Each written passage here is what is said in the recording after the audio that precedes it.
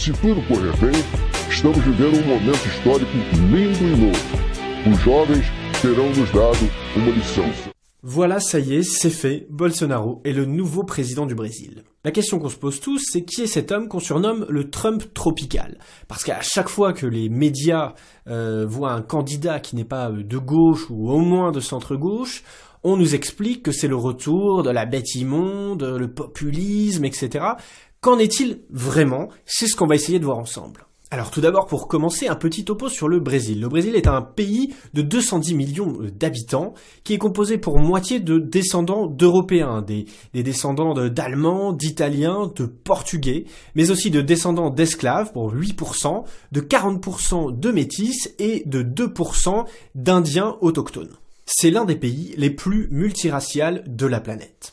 Pendant la guerre froide, le Brésil était dirigé par un régime autoritaire qui était soutenu par les USA et qui s'opposait aux révolutionnaires communistes. C'était un petit peu la même situation dans toute l'Amérique latine. Au Brésil, le conflit a fait moins de victimes qu'ailleurs. On parle de 300 morts du côté de la répression d'État et d'une centaine de morts causées par la guérilla marxiste-communiste. C'est important pour comprendre la suite. Lula et Dilma Rousseff, les deux derniers présidents élus, s'inscrivent plutôt comme des héritiers du communisme, alors que Bolsonaro, lui, est plutôt dans le camp d'en face. En 1979, le conflit s'est apaisé et une loi d'amnistie générale a empêché les poursuites contre les crimes commis dans les deux camps. Alors pour nous, le Brésil, aujourd'hui, c'est ça... ça... Pro Ronaldinho, pé direito, bateu! Brasil! Ou ça. Bon alors en vrai, ça ressemble de plus en plus à ça. Empurrar o carro, tentando empurrar o carro, não tem como fugir, bateram no policial, bateram, derrubaram o outro policial, agora não tem jeito, olha que coisa impressionante, tem tiro da polícia aí, a polícia dando tiro, os bandidos continuam em fuga. Tirar. Agora tem outro traficante tentando escapar, que do lado esquerdo ele vai pular, atenção.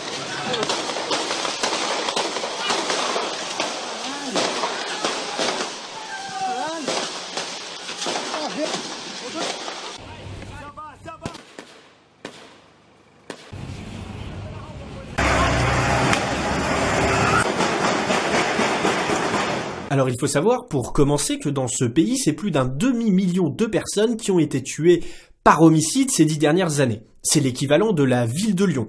C'est à peu près un Bataclan par jour. C'est-à-dire qu'il va y avoir un meurtre au début de cette vidéo et un meurtre à la fin de cette vidéo. Côté politique, la gauche radicale et le Parti des travailleurs sont au pouvoir depuis les années 2000.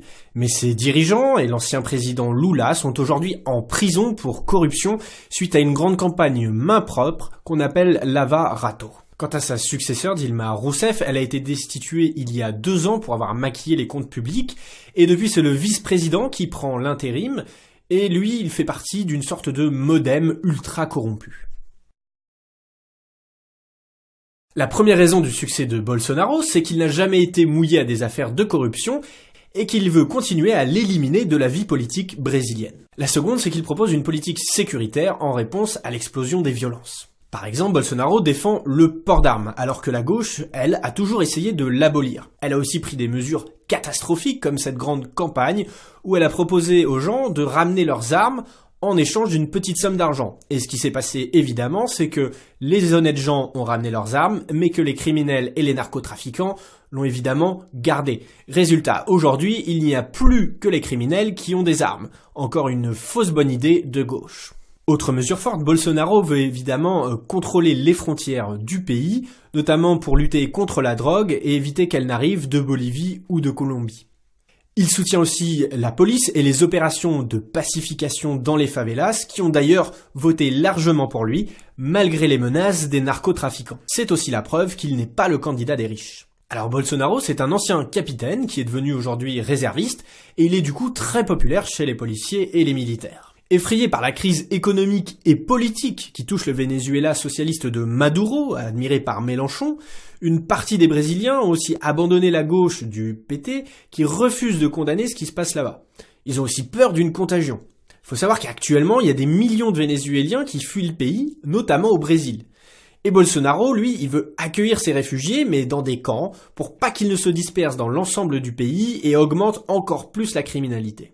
Bolsonaro, il dénonce aussi la déconnexion des élites qui sont enfermées dans la capitale administrative du pays, Brasilia, et qui sont très loin du pays réel. Pour le reste, il est considéré comme conservateur grâce à ses prises de position pro-famille, il défend la souveraineté nationale, le droit à la propriété, mais aussi les valeurs sociales du travail, de la libre entreprise et les valeurs patriotes très importantes au Brésil. Il veut aussi combattre l'extrême gauche et ses dérives délirantes dans les universités brésiliennes qu'elle contrôle de plus en plus idéologiquement. Il veut aussi protéger les enfants de la théorie du genre. Alors Bolsonaro, on nous explique dans les médias occidentaux, vous l'avez vu, qu'il est raciste, misogyne, homophobe. Alors on va essayer de voir tous ces points un par un, et le premier d'entre eux, le racisme, c'est le mensonge qui est le plus facile à démonter. Alors pour commencer, il faut savoir que l'un des principaux soutiens de Bolsonaro, c'est Hélio, un ancien compagnon de l'armée. Hélio, il a été élu député de Rio, et pas sûr que si Bolsonaro était raciste, le député Hélio le soutiendrait. Alors il faut savoir que Bolsonaro est soutenu par de très nombreuses stars du football brésilien.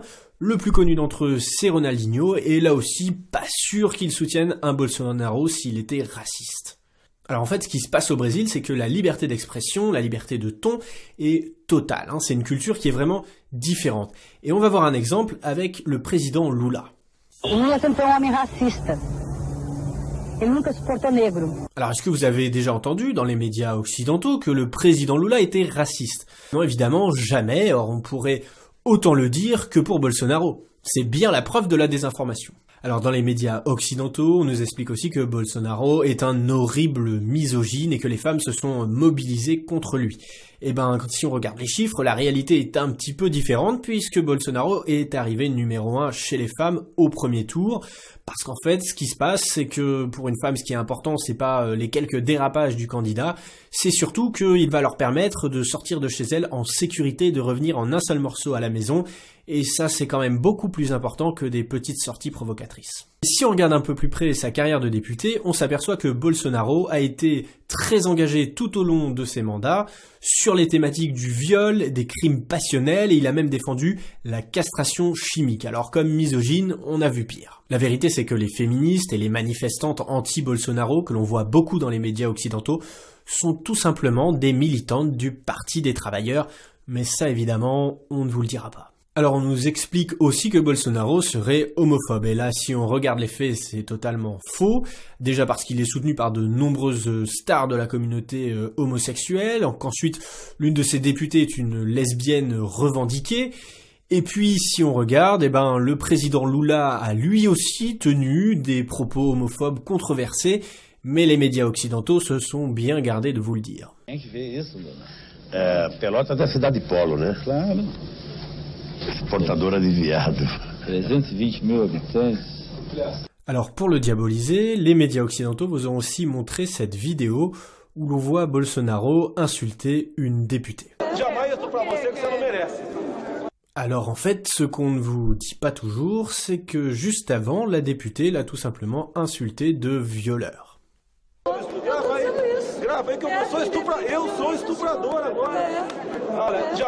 Il faut aussi savoir que cette dispute, elle a un contexte particulier, celui d'une affaire qui a choqué à l'époque tout le Brésil, une jeune femme qui s'est fait violer et tuer par des criminels qui étaient mineurs. Et qu'est-ce que veut faire le député Bolsonaro à l'époque? Il veut abaisser la majorité pénale pour que ces mineurs soient plus durement condamnés, ce à quoi s'oppose la députée de gauche qui va entraîner cette violente dispute, donc dans un contexte très particulier de tension dans tout le Brésil à cause de cette histoire.